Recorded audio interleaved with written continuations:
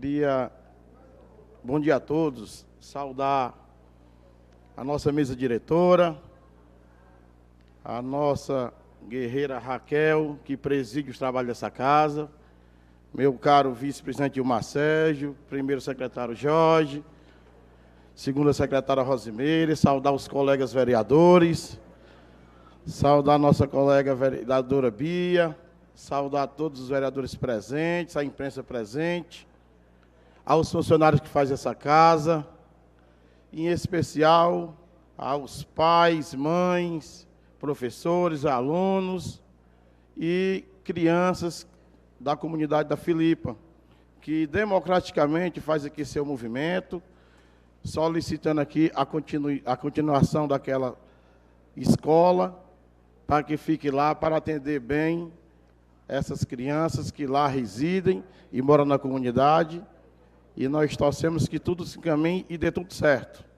Queria iniciar o discurso dizendo, meu caro colega Ilmar Sérgio, que é o nosso representante do Comitê de Bacias do Vale do Jaguaribe, e com a notícia boa, nos últimos dias, a nossa região, graças a Deus, teve uma grande quantidade de chuvas fortes, e com isso, os nossos reservatórios estão acumulando, graças a Deus, bastante água. E para a nossa felicidade, meu caro Ilmar Sérgio, o açude Batentes, nas próximas horas, vai começar a sangrar.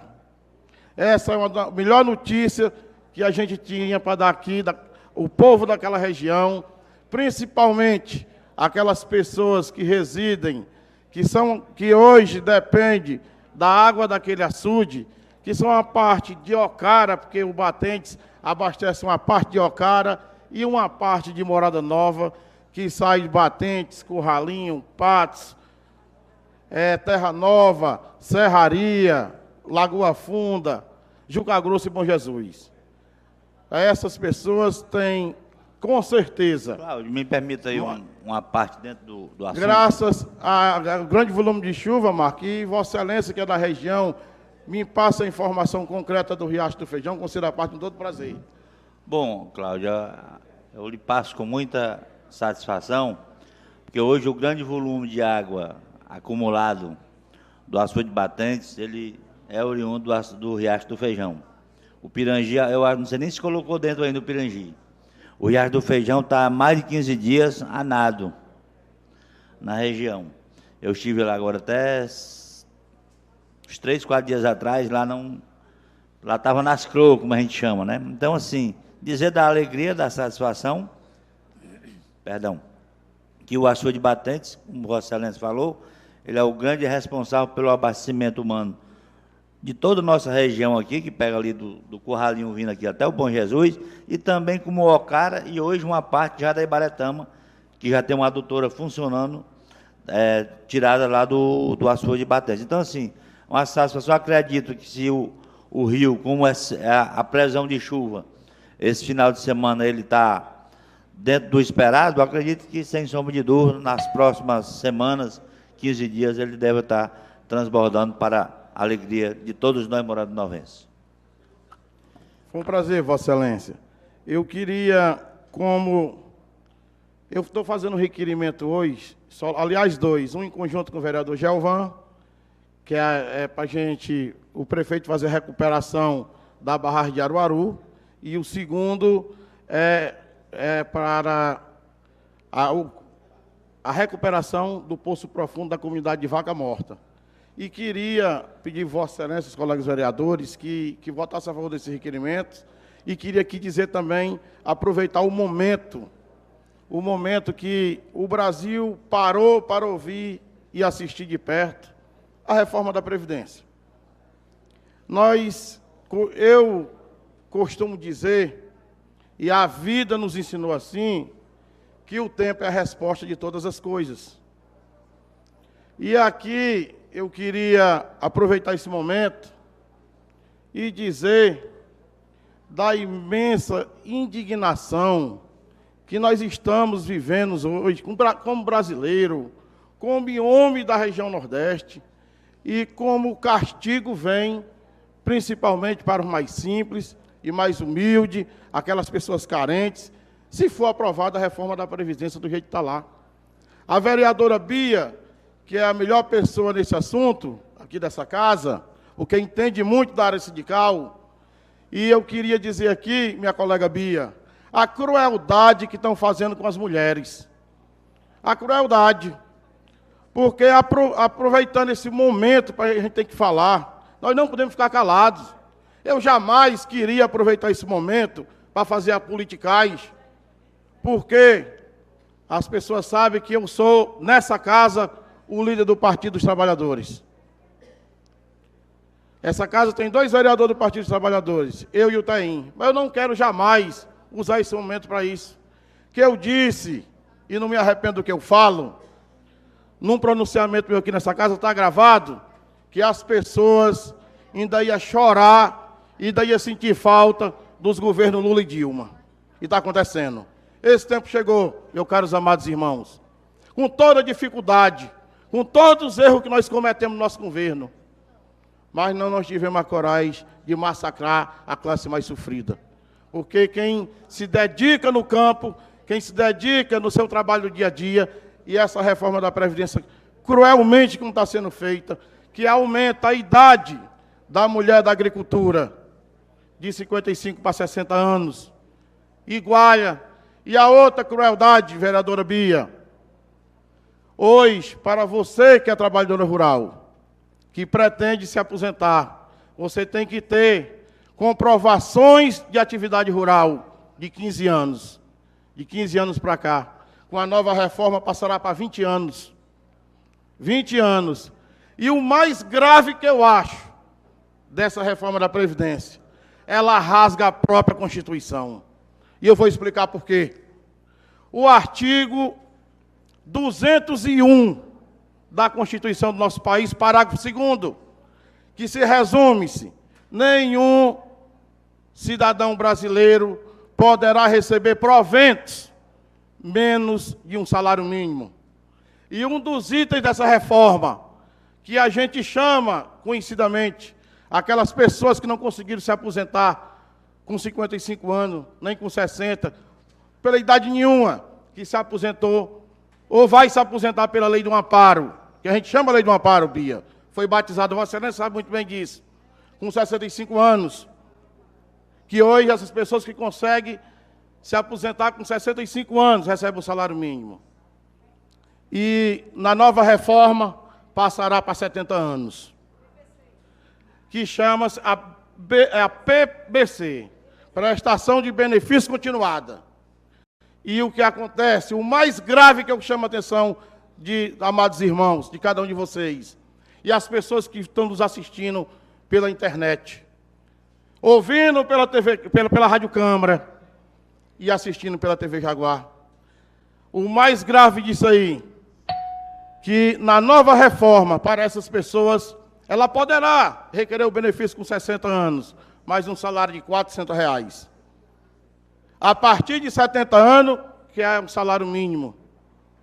Aí eu pergunto, cadê a Constituição? Cadê o respeito da Constituição? Porque se você não pode ganhar menos de um salário mínimo, por que é que você vai receber R$400 durante 10 anos? Isso é inadmissível. Isso é vergonhoso. O governo, não, que antes era contra. Antes era contra, agora é a favor. O governo disse, e o deputado federal do PSOL do Rio de Janeiro foi muito sincero em dizer, no seu pronunciamento de terça-feira, no dia que deu a entrada da reforma da Previdência, que o governo Bolsonaro, que chama-se, disse numa entrevista, numa visita que ele fez no... Mais 2 minutos para Vossa Excelência. Obrigado, senhora presidente. Ilmar, você podia conceder o seu tempo? Pronto, obrigado. Concedido. Obrigado. Aí, o que fica mais aí na entrevista que o nosso presidente, que a gente tem que dizer que é nosso, que é o presidente de todos os brasileiros, mas que eu não votei nele e não me arrependo, disse que a reforma da Previdência Poderia acontecer, mas não para castigar, principalmente as pessoas da região Nordeste, que eram homens, mulheres sofridos por várias coisas, inclusive pelo clima da região Nordeste, que era diferenciado das outras. E hoje, o que ele disse não se escreve. É o contrário do que está fazendo. Conseguiu, na última terça-feira, a primeira derrota no Congresso. Derrubaram o primeiro decreto em que ele dizia que era o governo das economias, mas aumentava em 181 os cargos para contratar pessoas militares para o serviço de investigação de inteligência. Que o Brasil não precisa disso. E o mais grave, porque a nossa pergunta fica no ar. Existe uma emissora de TV no país muito famosa, que está sonegando só a Previdência Social 400 milhões de reais. Ela desconta do servidor que trabalha nela, mas não repassa para o INSS. E nada disso acontece com ela. Mas quer tirar do trabalhador simples, humilde, aquela pessoa que se dedica. E agora vem para os professores. E você, professor, que está nos ouvindo, você, professora, que se dedicou na sala de aula há tantos anos, se você tiver no tempo de requerer sua aposentadoria até junho, é o conselho que eu dou, requeira logo. Porque se deixar para depois, se ela for aprovada lá, e nós temos que fazer um trabalho fundamental com os nossos deputados, de todas as bancadas, aqui nós vamos esquecer partido, porque se você deixar para depois, se essa reforma for aprovada, você terá que trabalhar dentro da sala de aula mais 15 anos para se aposentar. Tem que se dedicar de mais 15 anos para conseguir a sua aposentadoria. Isso é triste. Isso é triste para o nosso país. Se tem a reforma da Previdência, tinha que haver, mas existiam outras maneiras. Existiam meios legais, de outras formas, para conseguir melhorar a Previdência do nosso país, porque eles dizem que a nossa Previdência está falida, está não. Mas foi roubado. E aqui ninguém pode alisar a cabeça de ninguém, mas foi roubado pelos aqueles políticos que lá estão. A gente sabe disso, sabe como funciona o sistema. E agora ele vai sofrer outra pressão, não só do povo brasileiro, que agora vai para as Forças Armadas, que quem é servidor da aeronáutica, que se aposenta hoje com 30 anos de contribuição, na nova reforma vai para 35. Mas nós estamos aqui, juntos, unidos, e é hora do povo brasileiro das mãos, é esquecer as arestas políticas, as rivalidades políticas, que isso é uma causa do povo. Principalmente as pessoas mais carentes. Nós não podemos se calar. Hoje as redes sociais é muito forte. Não existe um movimento hoje mais forte que as redes sociais. E nós precisamos, a cada um de vocês, que se dedicou, que tem os Facebooks dos deputados aí, dos WhatsApp, e vamos pedir à nossa bancada cearense, para que não faça isso. Não faça isso, não dê esse golpe no povo brasileiro, que isso a gente chama de golpe. Porque o que se diz não se escreve. A prova tão grande, um governo que nem começou, já está desgastado dessa maneira. Um ministro briga com o filho do presidente, no outro dia é exonerado. É o que está acontecendo no nosso país. É a briga pelo poder. A briga pelo poder, por uma pessoa que quer montar um sistema de ditadura no nosso país. O Brasil chega. O Brasil quer ser democrático, quer ter a livre expressão de cada um de vocês, o mais simples e humilde, ter a oportunidade de cursar uma faculdade como tem a oportunidade hoje, que antes não tinha e hoje tem. É o filho da doméstica, é o filho do agricultor, é o filho do médico, é o filho do professor, é o filho do catador de lixo. Qualquer esfera de atividade social que qualquer ser humano brasileiro tenha, pois tem o privilégio de cursar uma faculdade. Isso é uma conquista muito grande. Mas nós estamos aqui lutando. Nós somos só uma gota d'água no oceano, mas nós juntos somos mais fortes. Vamos trabalhar muito e pedir primeiro a Deus que essa reforma não passe. Porque se passar, é muito maligna para o nosso povo brasileiro, principalmente para aquela classe mais simples, mais humilde. Mas eu queria dizer aqui que as coisas, que volto a dizer, o tempo se encarrega de todas as coisas, é a resposta de todas as coisas. Eu lembro muito bem, numa entrevista que o ministro, hoje Moro, hoje ministro, na época não era, disse, numa palestra que ele deu numa faculdade nos Estados Unidos, que Caixa 2 era corrupção, Caixa 2 era crime, Caixa 2 tinha que ser punido e tinha que ser preso, tanto quem recebia e a quem doava também. E o que acontece hoje? O próprio ministro que disse isso, jurista, que nós temos um grande respeito pelo judiciário, é um dos poderes da nossa esfera, executivo, legislativo e judiciário. Mas ele disse para então o ministro Onyx, né, Lorenzoni, que ele é acusado de Caixa 2, mas porque pediu perdão ao povo brasileiro, o homem estava perdoado e não era crime. Aí onde é que está o nosso país? Onde é que está o sistema do nosso país? Se um juiz, ministro hoje, diz isso, mas hoje ele saiu da função de juiz, hoje ele é político, e a situação se inverteu, os papéis se inverteram, e já dividiu o pacote anticrime em 3 etapas. Pressão da classe política de Brasília. Cláudio.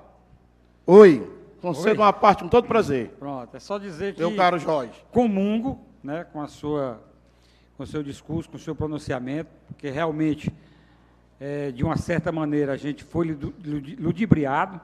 Isso não acontece agora, isso acontece há muitos anos, e é por isso que a gente tem que vislumbrar quando a gente tem o presidencialismo.